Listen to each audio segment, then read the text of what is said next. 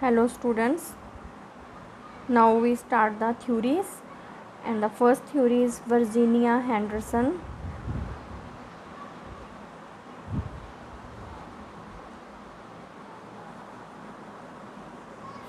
सबसे पहले हम इसकी हिस्ट्री करेंगे थ्योरीज़ की means Virginia Henderson was the nurse theorist who devoted her career to defining nursing practice. कहते इसमें सब वर्जीनिया की हेंडरसन की हिस्ट्री है उसकी लाइफ के रिगार्डिंग. कहते सर वो क्या है, एक नर्स थ्योरिस्ट है जिसने एक थ्योरी को एक्सप्लेन किया हुआ है. देन और उसकी जो है नर्सेस की प्रैक्टिस को कैसे कैसे हम डिफाइनिंग करते हैं वो है. She believe that N occupation that affect human life must outline its function particularly if it is to be regarded as a profession. So her ideas about a definition of nursing were influenced by her nursing education and practice by her students and colleagues at Columbia University School of Nursing. कहते इसने जो mostly अपनी जो studies है और अपनी जो practice है वो Columbia University School of Nursing है. And by distinct nursing leader to her time. कहते हैं जी अपने टाइम एक नर्सिंग लीडर के रूप में काम कर चुकी है. Two event are the basic for her development of definition of nursing and these are. First she participated in the revision of a nursing text book. ये एक ऑथर के एज ए ऑथर जो है ये काम कर चुकी है. During revision of the text book of the principle and practice of nursing written with Bartha Harman, Henderson realized to the need to be clear about the function of the nurses. Second, she was concerned that the many states had no provision for nursing license to ensure safe and competent care for the consumers. इसमें जो है evolution की है theory की कि जो Virginia Henderson थी उसकी जो लाइफ हिस्ट्री क्या क्या है और वो क्या क्या काम कर चुकी है अपनी लाइफ में. ये था. आपने नोट्स में सब कुछ नहीं लिख लेना, जो मैं सिर्फ आपको जो है नॉलेज देने के लिए समझा रही हूँ कि वर्जीनिया हेंडरसन जो एक एज ए नर्स और थ्योरिस्ट होकर काम कर चुकी है उसने क्या क्या काम किए थे. Then she examined the earlier statement of the nursing function by American Nursing Association and views these statement as non-specific and unsatisfactory definition of nursing practice. In 1966, Henderson's first definition of nursing was published in Bartha Harman Revised Nursing Textbook. कहते हैं आप जो mainly जो nursing की definition कर रहे हो वो हेंडरसन की डेफिनेशन दी गई है अमेरिकन नर्सर एसोसिएशन के बेस पर. आप करते हो ना ANA according to ANA American nurse association. वो जो डिफ़ाइन की गई है जिसके द्वारा वो डिफ़ाइन की है उसके पीछे जो नर्स है वो हेंडरसन है. कहते हैं उसकी जो मेन नर्स की जो थी the unique function of the nurse is to assist the individual in the performance of those activities contributing to health or its recovery that he would perform unaided if he had the necessary strength, will or knowledge, and to do this in such a way as to help him gain independence or rapidly as possible. Mainly I think यही आप जो है nurse की definition लिखते हो. अभी मैं explain नहीं करूँगी क्योंकि आपने स्टार्टिंग से जो डेफिनेशन की है वो यही की हुई है.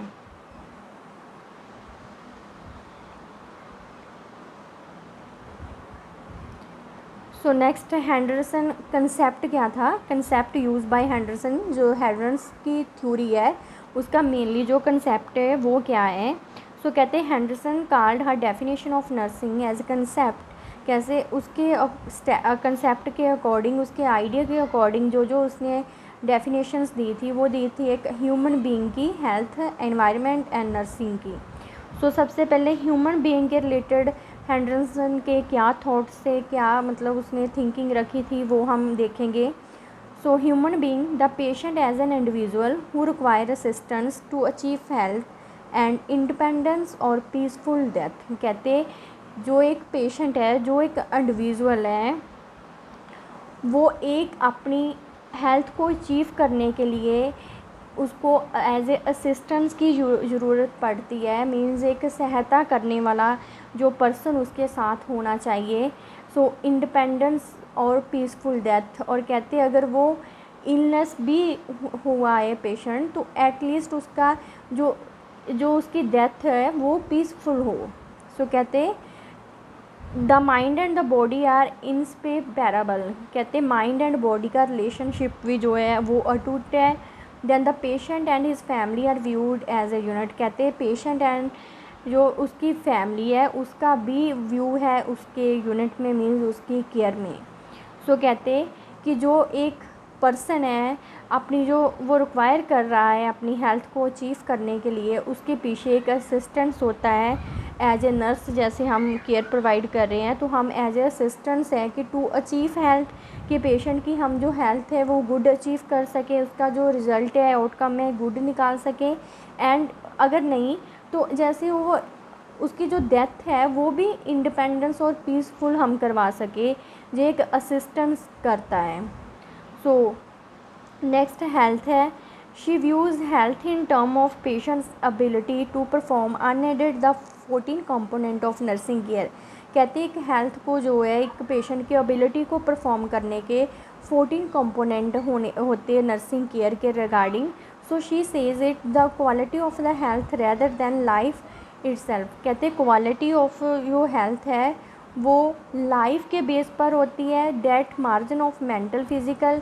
कहते हैं इसके साथ ये नहीं है कि मतलब एक हेल्थ ही जो है हम जैसे खा पी कर अपनी हेल्थ को गुड रख सकते हैं, नहीं। कहते हमारी जो मेंटली फ़िज़िकल भी है वो भी जो है इंक्लूड होती है। So that allow a person to work most effectively to reach as highest potential of satisfaction in life. कहते हैं इसके साथ पर्सन जो है वो एक हाईएस्ट पोटेंशियल, मीन्स उसको जो फ्यूचर में आने वाली प्रॉब्लम्स है उसके रिगार्डिंग वो सेटिस्फेक्शन फील करता है अपनी, अगर वो 14 component nursing care means 14 component अपनी लाइफ में यूज़ करता है, जहाँ नर्सिंग जो है उसके रिगार्डिंग वो 14 कंपोनेंट पर उसको नॉलेज देती है।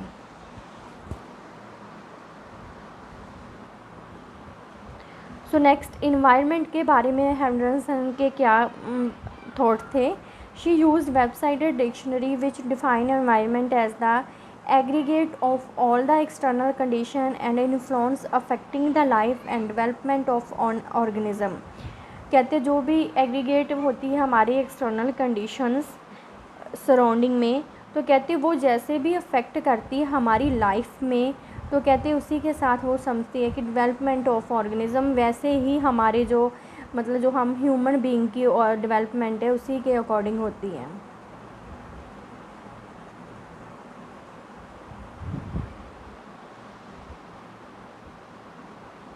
Next nursing. Henderson ultimate statement in the definition of nursing were published of her idea. It read as follows: the unique function of the nurse is to assist the individual। कहते एक unique function है nurse का कि individual को वो assist करे, सिक or well. कहते अगर सिक भी है उसको भी करना होता है, अगर वेल है तो उसको भी करना है। In the performance of those activities contribute to health or its recovery. कहते हम वो परफॉर्मेंस उसकी वो परफॉर्मेंस में हमने एक्टिविटी करनी है जो उसकी हेल्थ में कंट्रीब्यूट करे और उसके रिकवरी पीरियड में जो है वो कंट्रीब्यूट करे, नहीं तो उसके जो लास्ट डेथ वाला पीरियड है उसमें भी वो कंट्रीब्यूट करे। So that he would perform unaided if he had the necessity strength will और नॉलेज। कहते हैं ये चीज़ें परफॉर्म कर सकती है नर्स अगर उसके पास उसकी स्ट्रेंथ विल और नॉलेज है। And to do this in such a way to help him gain independence as rapidly as possible. So next characteristics of Henderson's theory के कैरेक्टरिस्टिक्स क्या क्या है। There is inter relation of concept. कहते हैं इसके जो concept है वो इंटर रिलेट करते हैं एक दूसरे के साथ। So concept of fundamental human need are borrowed from other discipline, example Maslow theory. कहते हैं जो फंडामेंटल जो ह्यूमन नीड है, कंसेप्ट ऑफ फंडामेंटल जो ह्यूमन नीड के मतलब जो डिसिप्लिन के अकॉर्डिंग जो है स्टेप वो मास्लो थ्योरी के बेस पर है। आपने पढ़ी हुई है मास्लो थ्योरी, जैसे self actualisation, self esteems, physical needs, ये सब चीज़ें इंक्लूड होती हैं। then her definition and component are logical and the 14 component are a guide for the individual and nurse in reaching the chosen goal। कहते जो उसने मतलब हेंडरसन ने अपनी थ्योरी में मेन क्या किया था, 14 कंपोनेंट्स दिए थे हमारी हेल्थ के बेस पर और नर्सिंग को नर्सिंग केयर प्रोवाइड करने के लिए। सो कहते इसीलिए दिए थे कि उनका जो गोल है वो अच्छे से वो अपना गोल उसी कंपोनेंट के अकॉर्डिंग चूज़ कर सके। Then relatively simple yet generalization, कहते हैं रिलेटिवली तो जो सिंपल है बट जब अप्लाई करते हैं तब ये जर्नलाइजेबल कर कर हमें अप्लाई करने पड़ते हैं। Then applicable to the health of individual in of all ages, कहते हैं जो 14 कंपोनेंट इसने दिए हैं जी एप्लीकेबल है अकॉर्डिंग टू एवरी एज, कि हम हाँ मतलब डिफरेंट एज के अकॉर्डिंग जो है लाइक एल्डरी ओल्डर अडल्ट इसमें ये यूज़ कर सकते हैं। So can be the basis for hypothesis that can be can tested. So जो इसने 14 कंपोनेंट दिए हैं ये मतलब हाइपोथेसिस के बेस पर है कि एकदम टेस्टेड हुए हैं, अप्लाई किए हुए हैं, ये नहीं है कि पहले किसी पर अप्लाइड नहीं है। सो ये अप्लाइड है, टेस्टेड किए हुए हैं। Then assist in increasing the general body of knowledge within the discipline, तो कहते हैं जे असिस्ट करते हैं जो हमारी नर्सेस की जो बॉडी ऑफ नॉलेज है उसको इंक्रीज़ करने के लिए, पर्सन की बॉडी ऑफ नॉलेज को इंक्रीज़ करने के लिए। सो देन डिसिप्लिन मेंटेन करने के लिए नर्सिंग में her idea of nursing practice are well accepted then can be utilised by practitioner to guide and improve their practice. कहते हैं ये जो हम यूज़ कर सकते हैं यूटिलाइज़ कर सकते हैं एक प्रैक्टिशनर, ये मीन जो प्रैक्टिस जो एक्सपीरियंस के बेस पर हो वो गाइड कर सकता है and improve their practice, and उसके द्वारा हम अपनी इम्प्रूव कर सकते हैं प्रैक्टिस को।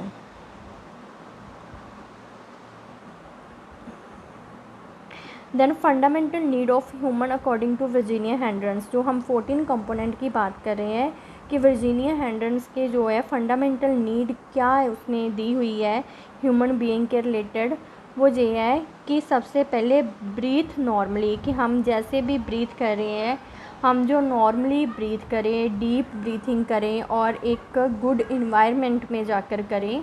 Then eat and drink adequately, कहते हैं जो भी हम खा रहे हैं जब पी रहे हैं एक एडिक्वेट टाइम, जैसे टाइम बना होता है कि ब्रेकफास्ट में जे देन लंच में जे डिनर में टी ब्रेक लेनी है, तो कहते हैं उसके अकॉर्डिंग ही आप ईट एंड ड्रिंक करें और वाटर जितना भी आपको एक दिन में चाहिए उसके अकॉर्डिंग ही वाटर जो है ड्रिंक करें।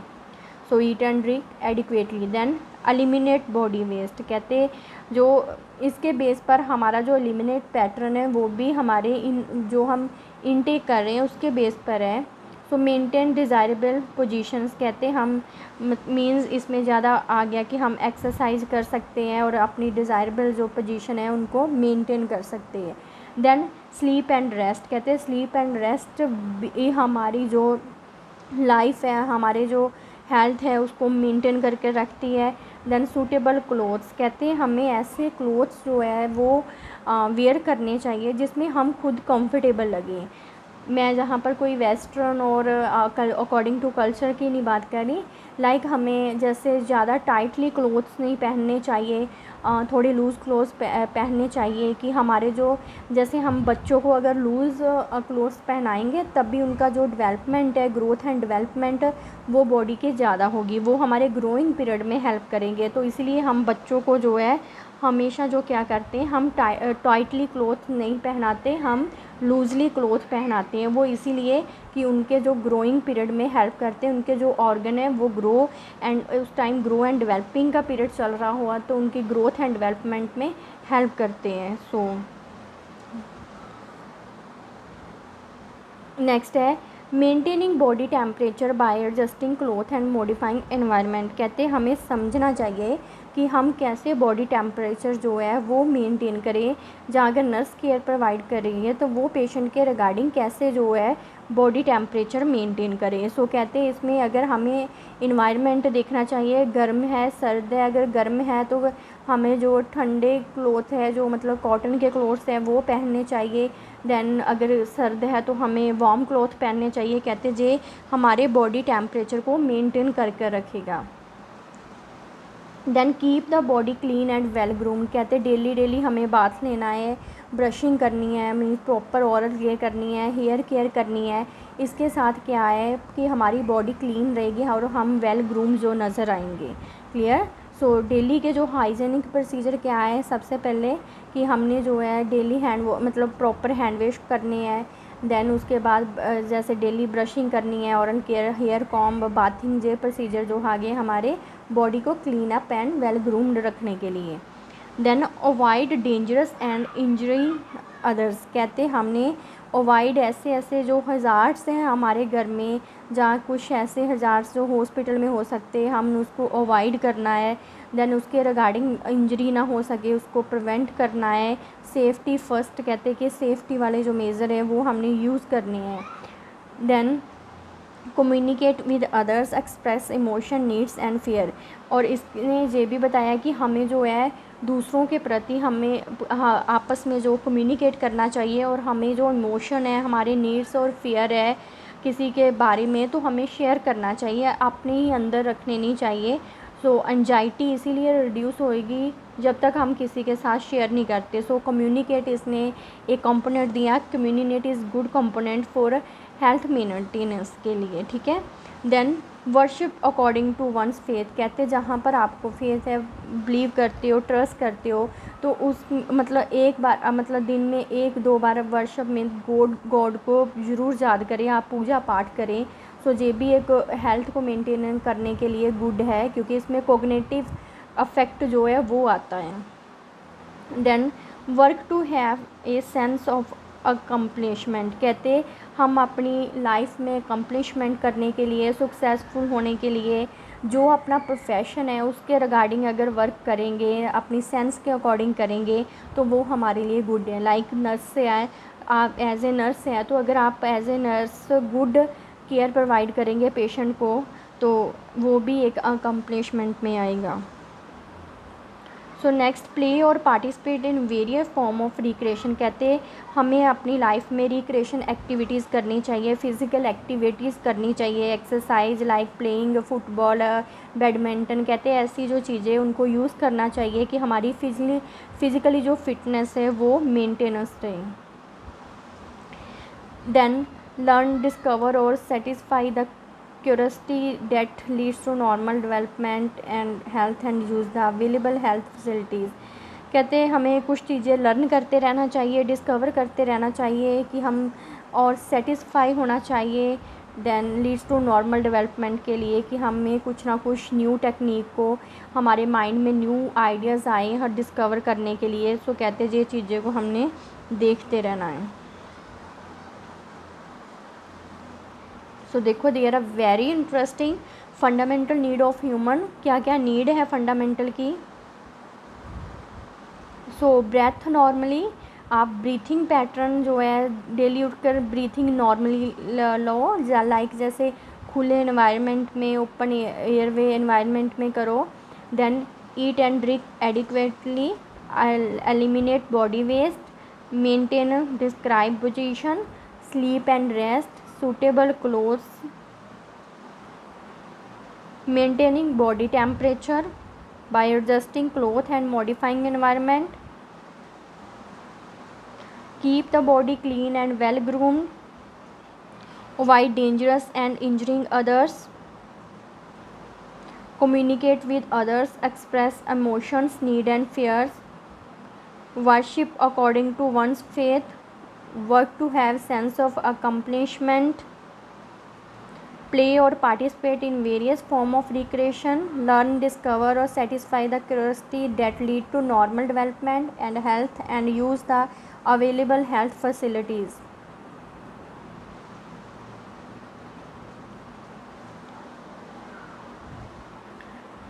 सो नेक्स्ट कहते मेटा पैराडाइम ऑफ हेंड्रेंस थ्योरी, देखो इसने अपने व्यू एनवायरनमेंट के रिगार्डिंग भी दे दिए, हमने इसका कंसेप्ट भी पढ़ लिया और डेफिनेशंस भी पढ़ ली। देन हम करेंगे मेटा पैराडाइम। मेटा पैराडाइम आपको पता ही है, पीछे हमने जो चीज़ों को मतलब हम सी करते हैं और उनको एक शेप में लेकर आते हैं वो था। सो इंडिविजुअल कहते हैं basic need that are component of health. कहते जो जो हम पीछे बेसिक नीड कर कर आए हैं वो एक कंपोनेंट है हमारी हेल्थ के, जो हमने 14 की है, breathe normally, eat and drink adequately, जो 14 सी ये हमारे कंपोनेंट है हेल्थ के, बेसिक कंपोनेंट। अगर हम इसको डेली यूज़ करें तो हमारी हेल्थ गुड मेंटेनेंस हो सकती है। Then require assistance to achieve health and independence or peaceful death. कहते हम एक एज ए असिस्ट के थ्रू, जैसे नर्स हमें असिस्ट कर रही है, जब हम पेशेंट को असिस्ट कर रहे हैं तो हम उसके साथ अचीव हेल्थ कर, मतलब उस असिस्टेंस के साथ ही जो हेल्थ को अचीव कर सकते हैं, इंडिपेंडेंटली और पीसफुल डेथ तक लेकर जा सकते हैं। Then mind and body are inseparable and interrelated. कहते हैं माइंड एंड बॉडी जो है वो एक अटूट है दोनों, एंड वो इंटरलेट है एक दूसरे के साथ, जो उनका गुड रिलेशन है। देन कंसीडर, देखो इसने इसलिए जो है माइंड एंड बॉडी को इंसेपरेबल कहा हुआ है। देखो जो पीछे हमने कंपोनेंट किए, लाइक उसमें हमने पार्टिसिपेशन रिक्रिएशन एक्टिविटी में कहा है, तो इसका बॉडी एंड माइंड के साथ कितना गुड है। अगर कोई कन्फ्यूजन है, कन्फ्लिक्ट्स है, तो वो उस टाइम अगर हम प्लेइंग कर रहे हैं तो वो ख़त्म हो जाएंगे। तो हमारा माइंड एंड बॉडी का हो गया, बॉडी फिटनेस होगी, एंड माइंड जो था वो डिवर्ट हो गया, वो गुड सोचने लग गया, अगर कोई कॉन्फ्लिक्ट्स से वो दूर हो गए। Then consider the biological, psychological, sociological and spiritual component. कहते हैं इसमें ये सारे कंपोनेंट्स जो है वो भी जो है इंक्लूड होते हैं। The theory present at the patient as sum of part with bio psycho social need. कहते हैं थ्योरी जो थोड़ा सा पार्ट प्रेजेंट करती है according to bio psycho social need the according.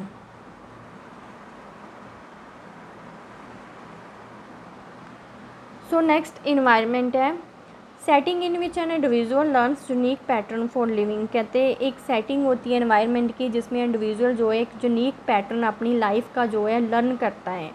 Then all external condition and influence that affect life and development. कहते हैं जो भी हमारे सराउंडिंग एक्सटर्नल कंडीशंस है वो हमारे जो है लाइफ एंड डेवलपमेंट के मतलब उस पर अफेक्ट कर सकती है, इन्फ्लुएंस कर सकती है। मतलब जो भी मतलब सराउंडिंग एनवायरनमेंट में एक्सटर्नल कंडीशन है वो अफेक्ट करती है हमारे लाइफ एंड डेवलपमेंट पर।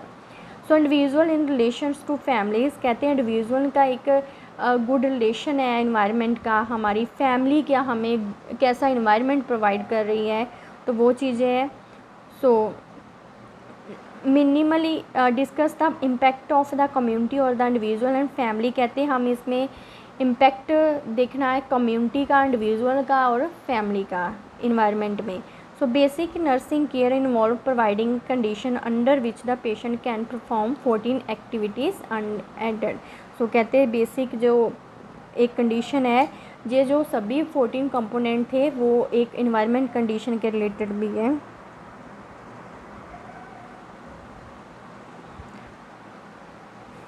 सो नेक्स्ट हेल्थ के अकॉर्डिंग क्या है, definition based on individuals ability to function independently as outline the 14 components. कहते हैं अगर ये 14 कंपोनेंट आउटलाइन किए हुए है तो कहते हैं इसके बेस पर जो है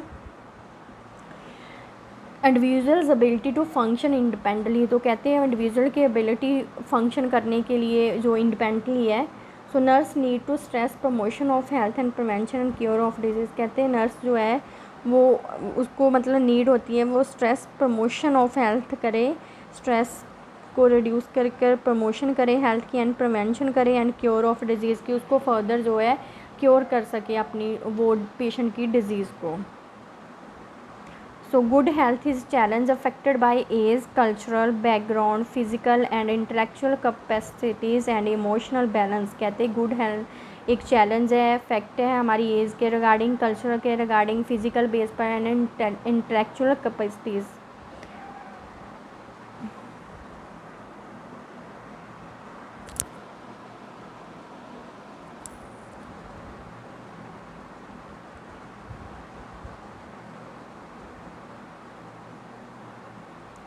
सो nursing temporarily assisting an individual. कहते हैं नर्स जो टेम्प्रेरी असिस्ट कर रही है एक इंडिविजुअल को who lack the necessary strength will and knowledge to satisfy one or more of 14 basic need. उसको नॉलेज होनी चाहिए और सेटिस्फेक्शन होनी चाहिए वन और मोर और 14 बेसिक नीड को वो यूज़ कर सकती है पेशेंट के इंडिविजुअल के हेल्थ के regarding. Then assist and support the individual in life activities, कहते हैं नर्स ने जो है असिस्ट करना है और सपोर्ट करना है इंडिविजुअल को उसकी life activities and the attainment of independence, कहते हैं वो इंडिपेंडेंस हो और वो अपनी जो है एक्टिविटी अटेनमेंट कर सके, अपने मतलब उसको सपोर्ट देनी होती है लाइफ एक्टिविटीज़ के regarding. Then nurse serve to make patient complete whole और इंडिपेंडेंट, हमने जो नर्स है उसने पेशेंट को ऐसे बना देना कि वो कंप्लीट होल एंड इंडिपेंडेंट हो जाए। Then the nurse is expected to carry out physicians therapeutic plan, कहते हैं नर्स क्या करती है, एक एक्सपेक्टेशन जो फिजिशियंस देते हैं उस पर प्रॉपर उसने क्रिएटिविटी करनी है, प्लानिंग करनी है कि इसके पीछे हम कौन सा प्लान करके चलें और पेशेंट को गुड हेल्थ जो है वो प्रोवाइड करें।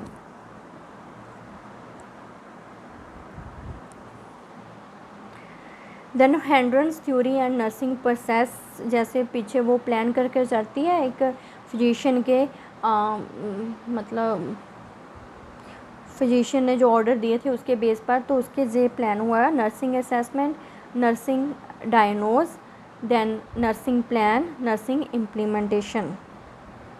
सो नर्सिंग असेसमेंट में क्या है, assess need of human being based in the 14 component of basic nursing care, कहते हैं हमने पेशेंट की नीड्स जो है वो असेस करनी है, लेकिन जो 14 कंपोनेंट है इस थ्योरी के बेस पर उसी के अकॉर्डिंग देखना है कि पेशेंट कैसे कैसे मतलब अपनी हेल्थ को मेंटेन करने के लिए वो नीड्स उसको है कि वो नीड्स को वो यूज़ करे। Then nursing diagnose identify individual ability to meet on needs with or without assistance taking into consideration strength will और नॉलेज, कहते हैं आइडेंटिफाई करना individual ability to meet on needs with or without assistance की nurse वो अपनी इस ability को मतलब इंडिविजुअल जो है वो एबिलिटी को ऐसे रखता है कि वो विद और विदाउट असिस्टेंस वो कंसिडरेशन करे।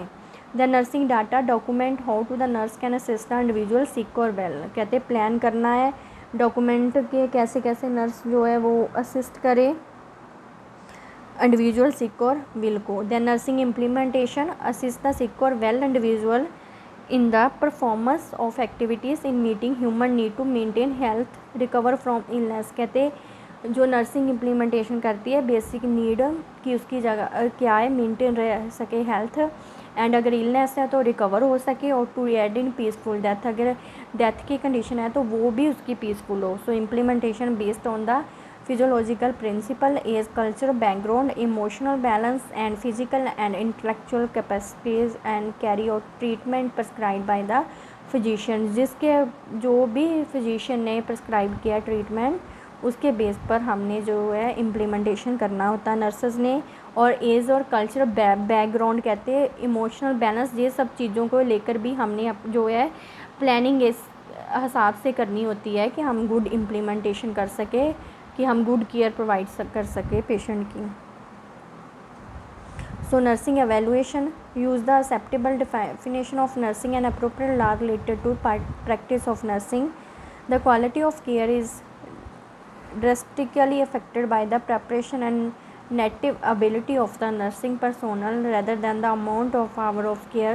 Successful outcome of nursing care are based on the speed with which or degree to which the patient perform independently the activities of daily living.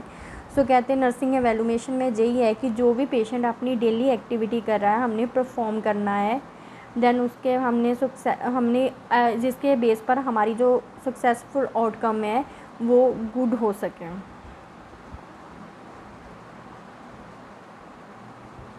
सो इसने एक गुड रिलेशन मेंटेन किया था, वो था nurse patient relationship Henderson ने। सो इसमें यही है the nurse as substitute for the patient, the nurse as helper for the patient, as a substitute काम करती है नर्स पेशेंट के लिए, द नर्स एज हेल्पर होती है पेशेंट के लिए, and the nurse as partner with the patient. As a partner means as a staff partner जो है वो काम करती है पेशेंट के लिए, उसकी फीलिंग जो है इमोशन एंजाइटी को रिड्यूस करवाती है। So nurse patient relationship, the nurse as a substitute for the patient, helper to the patient, क्योंकि इसने एक और कंसेप्ट दिया था कि नर्स पेशेंट रिलेशनशिप है वो गुड होना चाहिए देन नर्स का कहते हैं फिजिशियन के साथ भी रिलेशनशिप होता है। Henderson assisted the nurse function independently from physician, कहते हैं जैसे भी फिजिशियंस के ऑर्डर होते हैं हमने मतलब एज ए सीनियरिटी के बेस पर हमने प्लान करना होता है, केयर करनी होती है, इम्प्लीमेंटेशन उसी के बेस पर करते हैं जो फिजिशियन प्रिस्क्राइब करता है हमें plan. Then the nurse as a member of the health care team, कहते हैं नर्स जो है वो as a member of the health care team भी काम करती है। For a team to work together in harmony every member must work in interdependently. The nurse as a member of the health care team work and contribute in carrying out the total program of care. So, however, working interdependently, as Henderson indicated, does not include taking other members' role and responsibilities. Simple है, आपको समझ लग जाएगा कि nurse as a member of the health care team में ऐसे ऐसे काम करती है, इंटरडिपेंडेंटली होती है। सो मतलब गुड हार्ड वर्किंग होती है दोनों, मतलब अपने टीम के रिगार्डिंग। सो आपने मेनली यहाँ तक ही करना है। पहले आप 14 कंपोनेंट के बारे में लिखोगे। सबसे पहले कंसेप्ट क्या है इस थ्योरी का,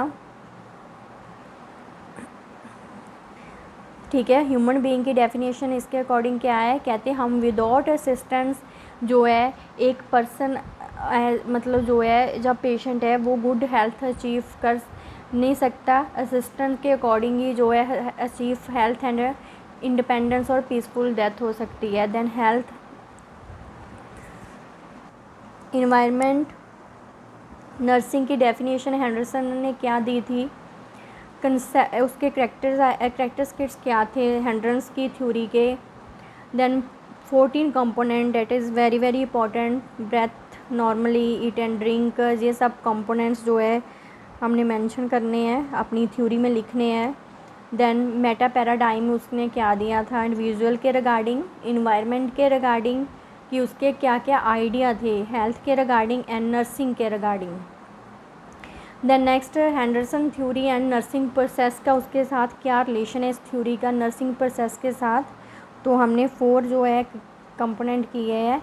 देन थ्रेटिकल मतलब द नर्स पेशेंट रिलेशनशिप भी इसने मेंटेन किया है। तो कहते हैं the nurse as a substitute for the patient, the nurse as a helper to the patient and nurse as partner with the patient. Then the nurse physician relationship कैसा है, जे इसमें 1-2 पॉइंट आप लिख लेना। Then the nurse as member of the team health care team, इसमें भी जो आपको पॉइंट ठीक लगे वो मतलब सेंटेंस जो है वो लिख लेना।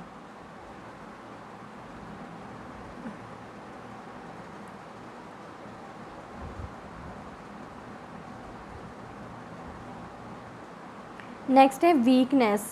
सो a major shortcoming in her work is lack of conceptual linkage between physiological and other human characteristics, कहते हैं इसकी कुछ वीकनेस भी है थ्योरी की।